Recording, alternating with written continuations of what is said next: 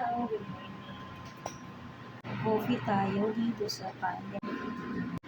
I usually buy,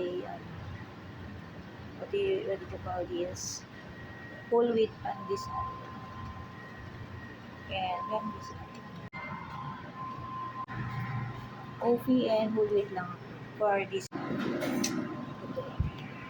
And that's for now. Mainit pa yung kape. So, I have an appointment. Sarado ko yung mall entrance. Mainit. Talaga mainit siya. Tapos meron ng lactobacilli and isa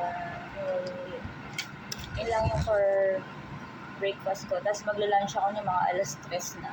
Alangan yung oras. So, yun. Meron lang akong gagawin task dito. For now, thank you for watching. See you on the next video.